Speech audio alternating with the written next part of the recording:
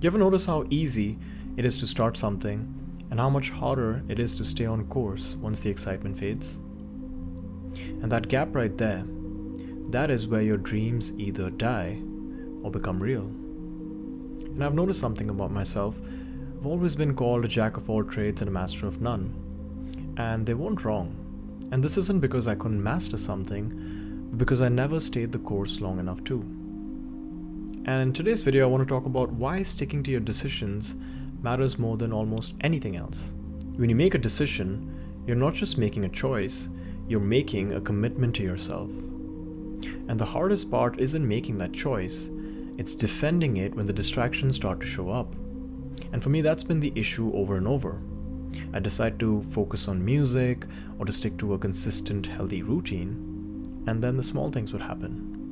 A friend would make plans, a last-minute invite, or I wouldn't be feeling the best that day, and I'd quickly rationalize my way out of it.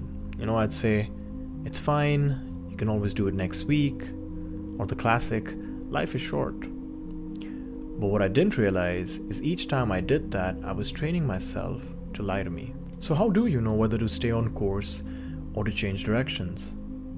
I started asking myself these 3 simple questions. Why did I make this decision? Was it out of genuine interest or was it just influence? Does this align with the person I want to become? Not today's comfort, but tomorrow's version of me. Am I tempted to quit because it is wrong for me? Or is it just hard? And most of the time, if I'm being honest with myself, the answer is that it's just hard. Then in that case, I need to stay. Because it's only past that point of discomfort where the growth happens. And honestly, these check-ins have helped me from changing course many times.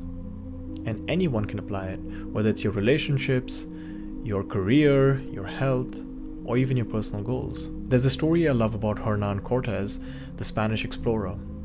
In 1519, he landed in Mexico with a few hundred men to face an empire of thousands. His men were terrified, and some even wanted to turn back. But do you know what he did? He ordered for his ships to be burned. By doing that, he removed the chance of retreat.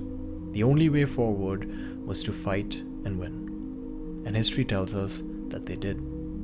Now, I'm not saying our lives are battles like that, but the principle stays the same. Most of us fail not because we made the wrong decision, but because we left an exit strategy. We tell ourselves that if things get too tough, just go back. But because that option exists, we never give it 100%. And that's been me for years. I'd make a decision, but I always leave my ships in the harbor, ready to sail back at the first sign of discomfort. That's exactly what happened to me recently. Last week I went for a friend's birthday where I decided not to drink too much, but because of peer pressure I gave in. And the following day I was hungover, so I couldn't finish my recording or editing on time. That one decision threw off my entire schedule. And this week I even caught myself negotiating that maybe Mondays are better for uploads when deep inside I know that Mondays don't work. It's crazy how that one compromise can compound into a pattern. Psychologists have actually studied this. There's something called the Zeigarnik effect, where our brains remember unfinished tasks more vividly than the completed ones. And that's why quitting or leaving something half done doesn't just vanish. It lingers, like background noise weighing you down. But if you complete something, even if it's small, your brain releases dopamine. You literally wire yourself to keep going forward. It's not just willpower, it's training your brain. Each time you stay the course, the next decision becomes easier, and each time you give in, quitting becomes easier. And that's the real compounding effect that no one's really talking about. You look at athletes, artists, entrepreneurs. They didn't get there because they were never tempted. They got there because when the temptations came, they closed the doors and they kept moving forward. There's a difference between pivoting and quitting. If something generally doesn't align with who you are, then changing course is growth. But if the only reason you're changing course is because someone else's path looks shinier or because it's easier in the short term, that is not growth, that is distraction.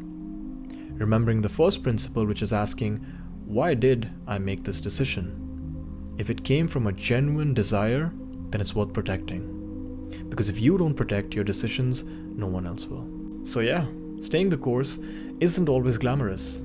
It's uncomfortable, boring, and lonely sometimes. But it's the only way to build something that's real. And I'm still learning it. Like today I could have been at the beach, but instead I'm here shooting this vlog. And if you are someone who's on the edge of quitting something that matters, I'd say burn the ships, remove the options, and stay the course. Because the outcome isn't only the reward. It's becoming someone or the type of person who doesn't break on themselves. So let me leave you with this one thought. Life's journey is like climbing a mountain. The higher you climb, the thinner the air gets, the tougher it gets. But the view from on top, it only belongs to those who continue climbing. And remember this, sometimes burning your ships is the first step to getting there. I'll see you guys the next one.